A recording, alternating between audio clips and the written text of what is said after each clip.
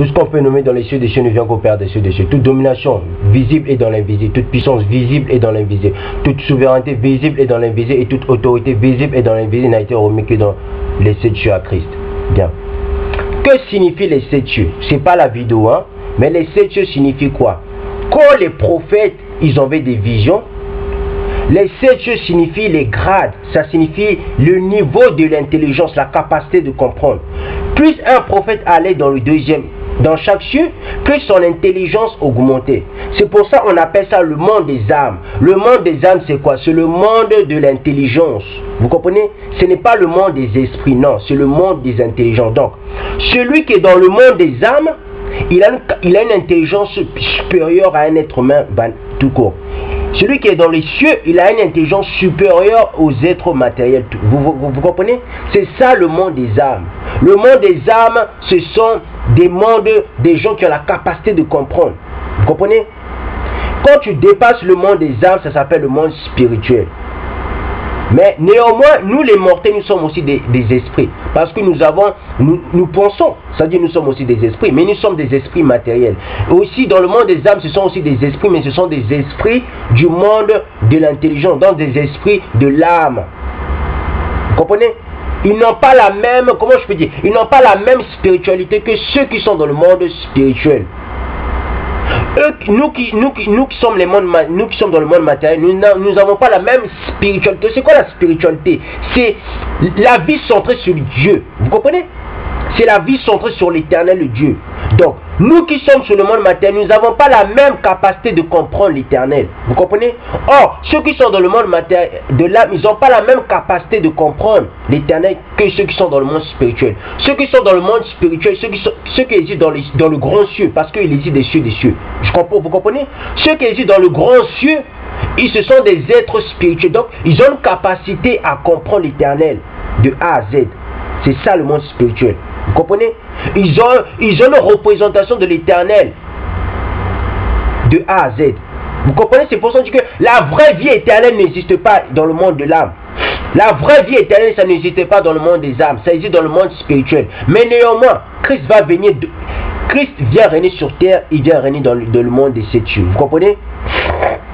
Nous sommes nés pour vivre dans les cieux des cieux. Nous ne sommes pas nés pour vivre hors des cieux des cieux. Ça n'existe pas. D'accord? Nous sommes nés pour vivre dans les cieux des cieux. Et Christ vient régner sur terre jusqu'à dans les 7 cieux. Christ ne vient pas régner dans les cieux des cieux. D'accord? Bien. La vidéo que je fais, c'est quoi? Ça va s'appeler, c'est quoi la nudité spirituelle? Moi, je vais vous donner des passages bibliques. On va comprendre.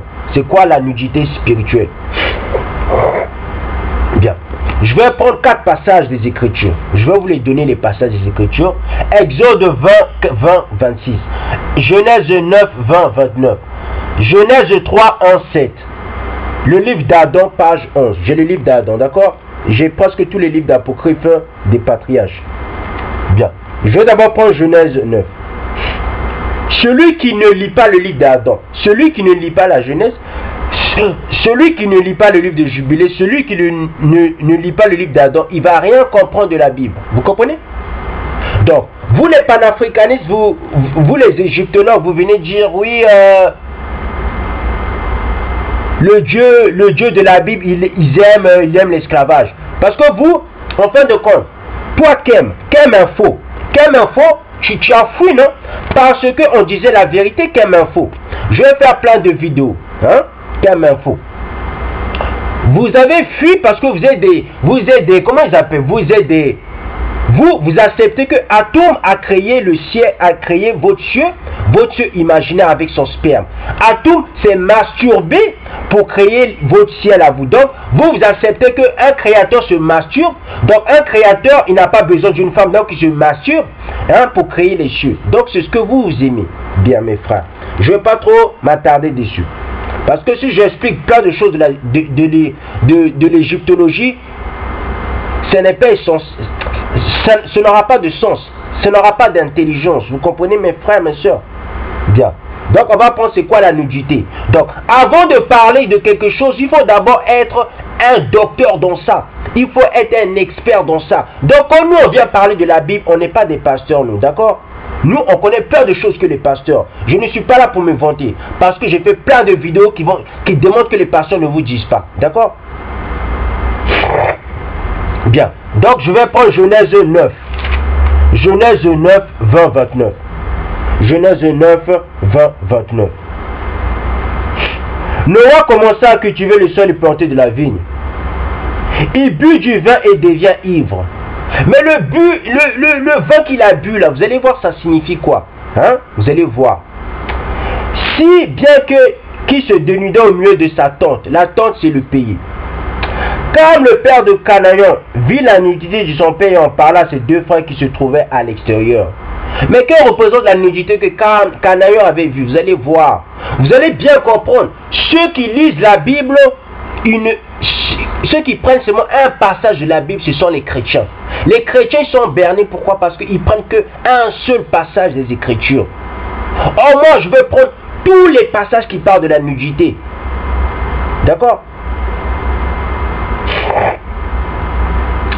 Comme le père de Canaan vit la nudité de son père et en parla à ses deux frères qui se trouvaient à l'extérieur.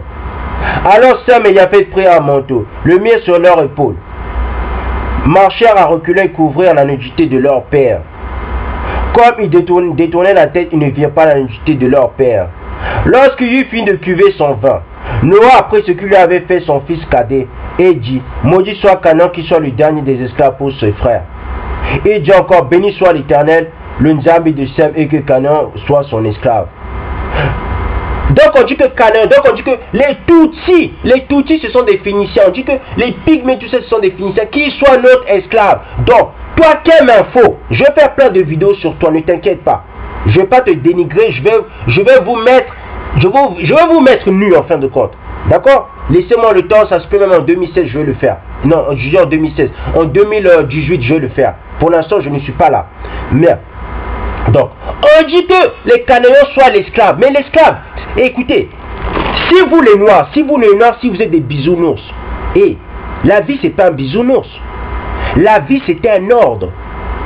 Chaque chose que nous faisons, chaque chose que nous imaginons, ça a un début, ça a des hiérarchies, ça a des degrés de spiritualité.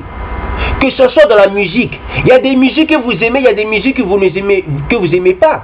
Il y a des instruments de musique que vous aimez, il y a des instruments de musique que vous aimez pas. Parce que ça a des degrés. Moi, je vais vous dire quelque chose. Moi, je peux écouter la musique mondaine, mais je ne l'écoute plus.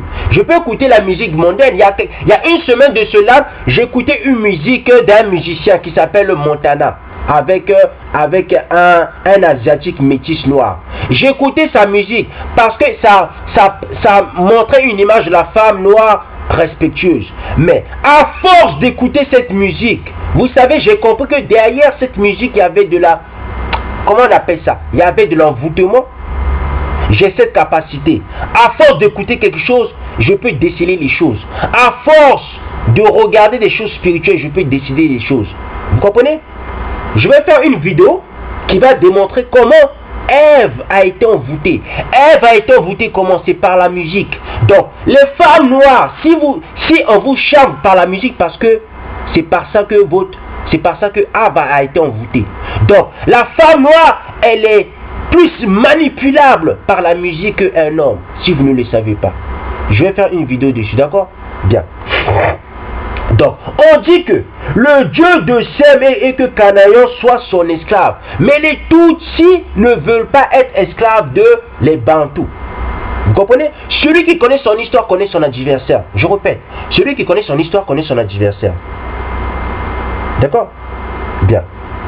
Que Nzambi élargisse les territoires de Japheth. Mais qui sont les Japhétistes? Les Japhétistes, ce sont des Noirs. Eux qui se disent Askénazes, ce ne sont même pas des Japhétistes. D'accord? Et les vrais Japhétistes sont Noirs. D'accord? Je poursuis.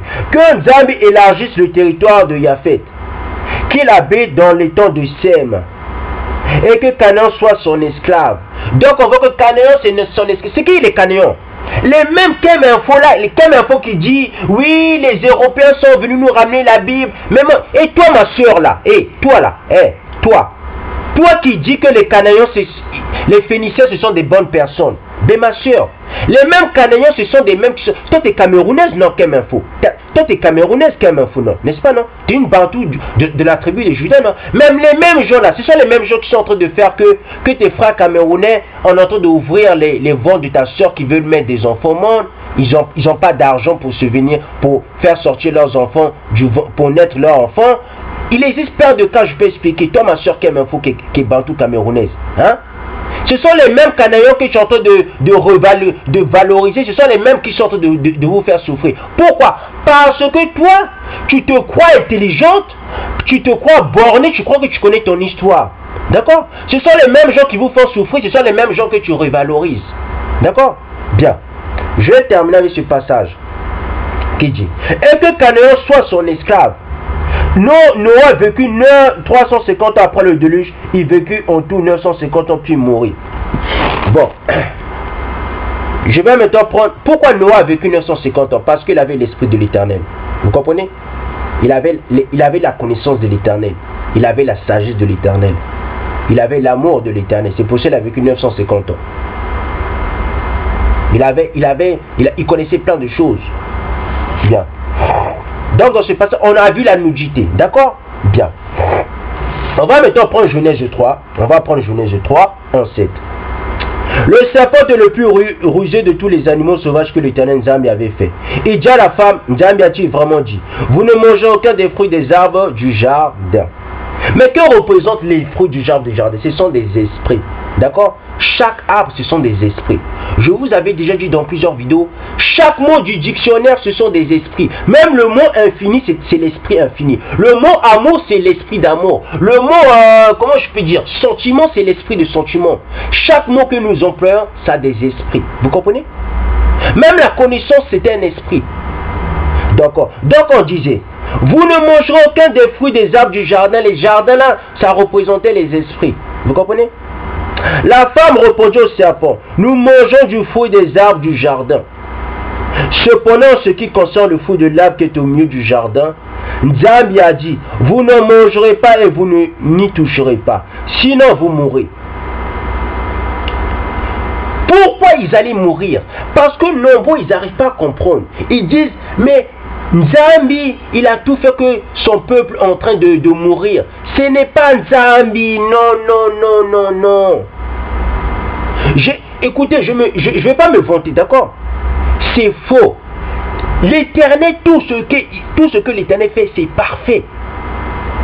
Il existe 7 aspects de la perfection de l'Éternel. Je ne veux pas vous parler de... Je ne veux pas vous décrire les 7 aspects de la perfection de l'Éternel. Il existe 7 niveaux de spiritualité. Il existe 7 niveaux de compréhension de l'Éternel. Le monde matériel, c'est le premier niveau de l'aspect de la connaissance de l'Éternel. Le monde de l'âme, c'est le deuxième niveau pour connaître l'Éternel. Le troisième niveau, c'est le monde spirituel. C'est le troisième niveau pour connaître l'Éternel. Il existe encore 4 autres niveaux pour connaître l'Éternel qui n'existent pas dans les cieux des cieux. Ça, je ne vous donne. Ça, écoutez-moi bien. Ça vous dépasse parce que ce n'est pas de la spiritualité ce que je vous dis. C'est plus grand. Ça vous dépasse, d'accord? Vous allez me dire, il fait de la magie, ça ne tient qu'à vous. Je ne suis pas là. Écoutez-moi bien, je ne suis pas un blagueur, d'accord? Je ne suis pas là pour chercher des femmes. Je ne suis pas là pour chercher des adeptes. Je suis là pour vous donner la connaissance. Je suis là pour vous apporter la sagesse. Et je suis là pour vous donner l'expérience de la vie. Chacun doit apporter son expérience, d'accord? Bien. De toute façon, je vais faire une deuxième vidéo de la nudité, d'accord? Bien. Donc, je poursuis avec Genèse 3, qui dit... Genèse 3, 4 qui dit: le serpent dit alors à la femme: vous ne mangerez absolument pas, mes amis, c'est que le jour où vous en mangerez, vos yeux s'ouvrent et vous serez comme Nzambi, vous connaîtrez le bien et le mal. Ouvrir les yeux, c'est quoi? C'est avoir une capacité, c'est avoir encore une intelligence. Donc c'est quoi? C'est augmenter son intelligence. Celui qui ouvre ses yeux, il augmente son intelligence. C'est pour ça que le monde des âmes, c'est le monde des intelligences. Les 7 cieux représentent les hiérarchies, représentent les grades de l'intelligence. Vous comprenez? C'est pour ça un des frères qui a dit que l'être humain a 7 corps. C'est vrai. L'être humain a 7 corps. Parce que quand tu vas dans le premier cieux, tu mets un autre corps. Quand tu vas dans le deuxième cieux, tu mets un autre corps. Quand tu vas dans le 7e cieux, tu mets un autre corps. C'est pour ça qu'on dit que l'être humain a 7 corps. Si Il a 7 corps de l'âme, si on voit bien. D'accord? Bien. Je poursuis. Genèse 3, 6, qui dit: la femme vit que l'arbre était porteur de fruits bons à manger, agréable à regarder, précieux pour ouvrir l'intelligence. Donc vous comprenez? Ah Nzambi, toute gloire ne revient qu'à toi. Au moins je ne dis pas, je ne fais pas de la magie. Donc vous comprenez? Donc on dit que ça allait ouvrir son intelligence. Pourquoi ouvrir son intelligence? Parce que les arbres du jardin de l'intelligence représentent les esprits du monde des âmes. Le monde des âmes, les 7 cieux représentent l'intelligence.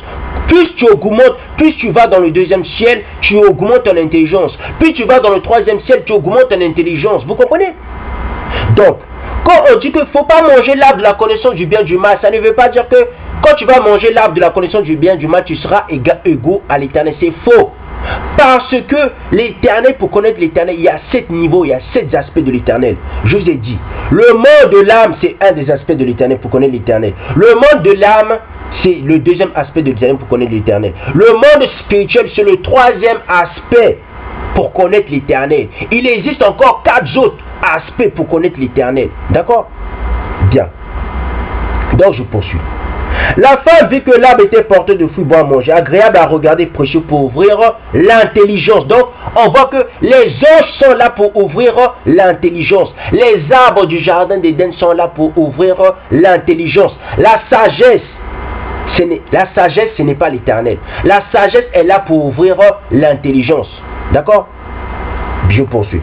Elle prit de son fruit et en mangea. Elle en donna aussi à son mari qui était avec elle et il en mangea. Manger, ça veut dire quoi là? Ça veut dire, Ève avait donné l'instruction, lui avait donné, comment je peux dire, l'enseignement. Et en lui donnant l'enseignement, la mort est arrivée. Vous allez comprendre pourquoi la mort est arrivée. Hein? Je poursuis. Leurs yeux à tous les deux s'ouvrirent. Et ils prirent conscience qu'ils étaient nus. Prendre conscience, c'est quoi? Satan, c'est un esprit de l'âme. C'est quoi? Les esprits, ce sont des consciences.